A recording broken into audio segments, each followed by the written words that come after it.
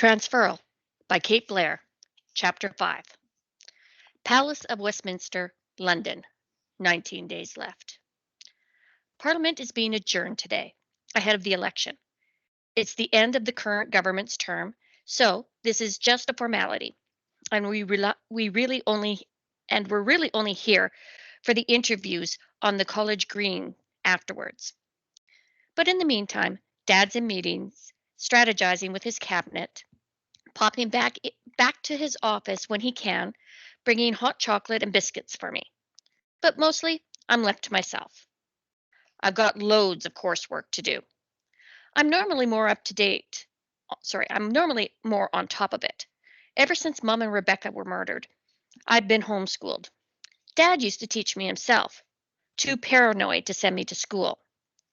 We worked well together, but as he rose through the ranks of the National Law Party, he's gotten busier and busier. These days, I take care of my own education. There are loads of online programs. It's no problem. But today, my attention slides from the history essay on my laptop to the portraits on the walls, to the dust motes dancing in the late afternoon light from the windows. There's more history in this building than I could ever fit into my essay. I'm probably breathing Winston Churchill skin cells right now. I should get marks for that. My gaze falls on my father's stationery, already loaded in the printer. That's all I need, a letter. Relatives can visit, and people who've been invited by the prisoners, but I need special permission. A letter from my MP would be enough.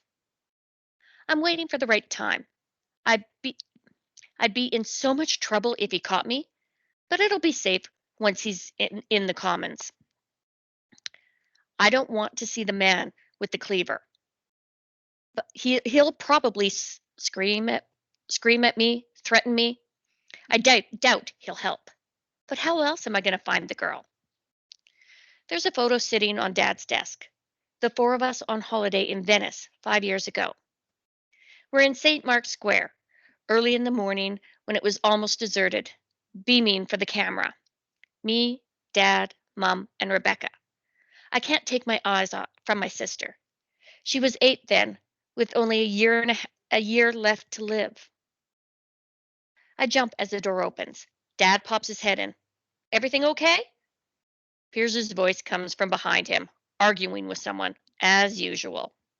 Fine, Dad. I hope my thoughts didn't show on my face. We're heading into the chamber now. Is there anything you need? Snacks? Help with your work? I press my lips together and shake my head. No, thanks. I catch a glimpse of Piers in the hallway, wagging his finger at some unseen victim. Dad continues. How about afternoon tea? After the interviews? Hope surges through me. There's a gap in the calendar. I saw it. But gaps have a way of closing. Will Piers let you? Dad glances at over his shoulder. I'll convince him. I'll believe it when I see it.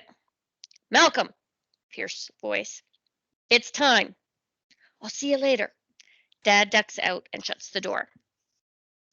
The footsteps outside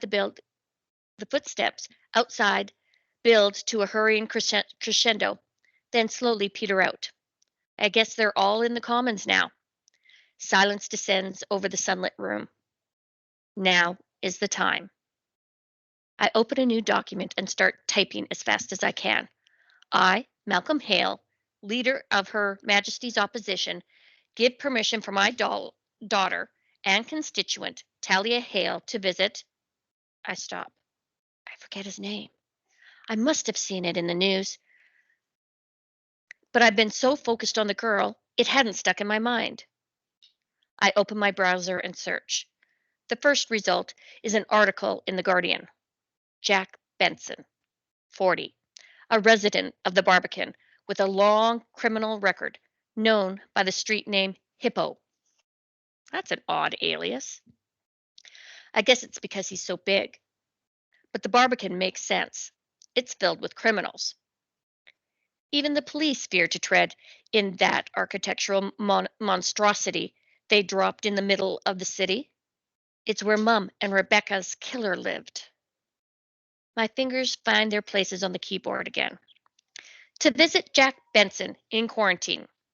Yours sincerely. I hit enter a few times to leave a space for the signature. Malcolm Hale, MP. The stores the door swings open and I slam the computer shut. It's Allison. She peers around the door. Hi, I'm looking for Malcolm. Have they gone to the Commons already? I nod. Thanks. She closes the door behind her. I reopen and restart the laptop, cursing Allison under my breath. Thank goodness for autosave. The letter reappears on the screen. I glance at the picture of my family, of Mum and Rebecca. A familiar hollowness radiates through me. The sense of something missing every day for 4 years. The sense of a life that is broke in two and healed back badly. Maybe I could fix someone else's family at least. I take a deep breath and click print. I jump as the printer starts, quietly whirls into action. I stand up, creep to the door, and check the corridor. The carpet runs down the long hallway between the portraits and the wood paneling. It's empty. I duck back into my father's office and close the door. I pick up the letter from the printer. Perfect. The official feel of the thick paper stock, the green porticus letterhead with the crown on top. I need a signature, but I've seen it enough times to be able to fake it. Footsteps outside, the murmuring of voices. I fold the letter in half and slide it under my computer. The door opens. Dad's frowning. Talia, he says, striding over. How does he know? I notice, almost too late, that I still had the letter open on my screen. I lunge for the computer and click on the X in the top corner, and my heart stops when a window springs open. Do you want to save your changes? I jab the mouse pad, selecting no. The window closes and Dad reaches my side. Computer troubles? He says. Nope, just saving my essay. I'm surprised my voice sounds so calm. You can't be done already. No, sweet pea.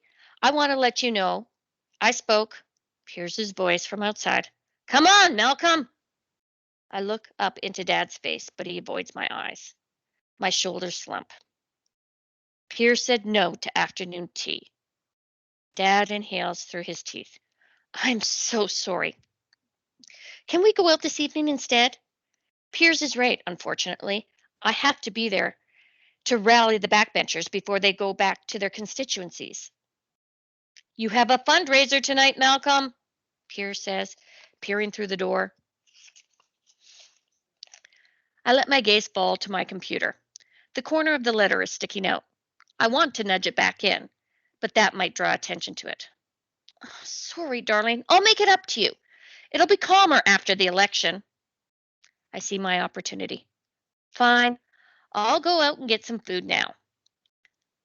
You can get tea in one of the cafes, the Terrace or the Jubilee. Or I'll get somebody to bring you anything you like.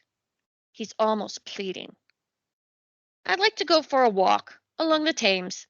Go somewhere on the South Bank. It's a beautiful day.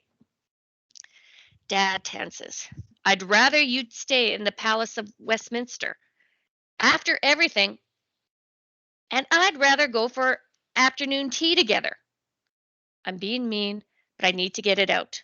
I'm sick of sitting in this room, sick of wandering the antique hallways under the judgmental glare of the statues and the portraits. Quarantine would feel healthier than this. I'll get Mike to drive you, he says. Don't be paranoid, Dad. I want to walk. She'll be fine, Malcolm. Plus, we have to go, Pierce says.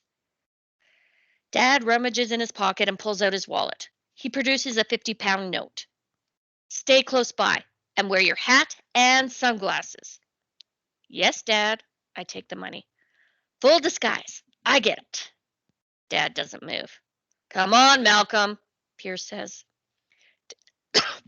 Excuse me. Dad moves towards me, reaches his arms out and hugs me. But I turn to the side, so he ends up patting me on the shoulder, awkwardly. I love you, Talia. I know. Now, Malcolm. Piers waves towards the door. And with that, they're gone, leaving me alone, staring at the white paper peeking out from under my computer. When I'm sure the coast is clear, I pull it out and choose a pen from the organizer on Dad's desk. I take a deep breath, then loop my way through the familiar consonants and vowels of Dad's name. I hold it up to the afternoon sunlight and admire my forgery. It's perfect.